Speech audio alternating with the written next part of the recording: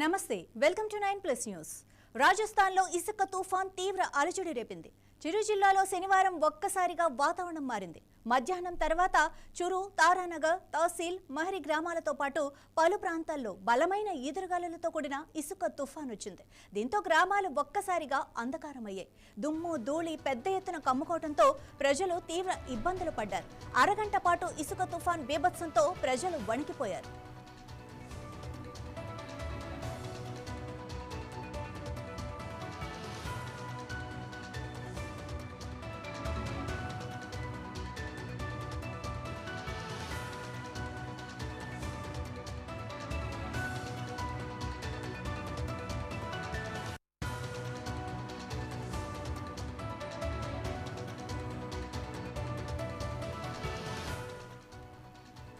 ఉత్తరప్రదేశ్లో భారీ సంభవించిన తుఫాన్ కారణంగా ఇంకా మరొక ముందే రాజస్థాన్లో శనివారం ఇసుక తుఫాన్ ప్రజలను భయాందోళనకు గురిచేసింది।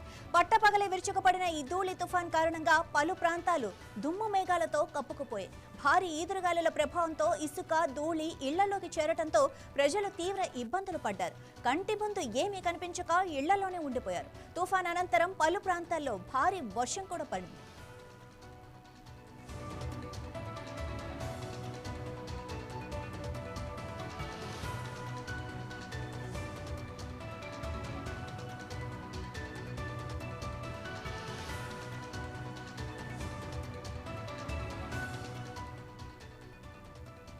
కొద్ది రోజులుగా అధిక ఉష్ణోగ్రతలు, వడగాల్పులతో సతమతమవుతున్న ప్రజలకు ఈ వర్షం ఉపశమనాన్నిచ్చింది। మరో 5 రోజుల పాటు రాజస్థాన్లో ఈదురుగాలులతో కూడిన వర్షాలు కురుస్తాయని అక్కడి వాతావరణ కేంద్రం తెలిపింది।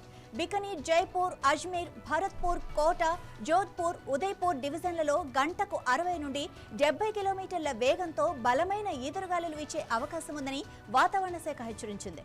కొన్ని చోట్ల పిడుగులతో కూడిన వడగండ్ల వాన పడే అవకాశం ఉందని కూడా పేర్కొంది।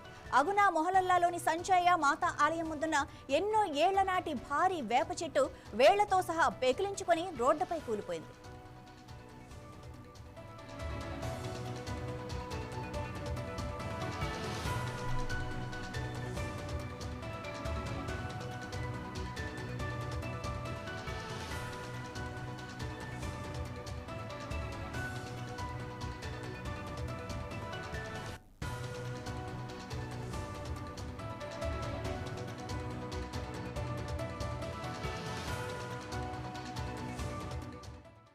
रेत का बवंडर दोपहर 1:30 बजे हुई।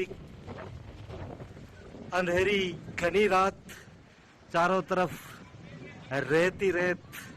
हालांकि अंधड़ की रफ्तार इतनी तेज नहीं है, लेकिन मिट्टी के कारण चारों तरफ अंधेरा छा गया है। महाजन से अंधड़ का प्रवेश। श्री गंगा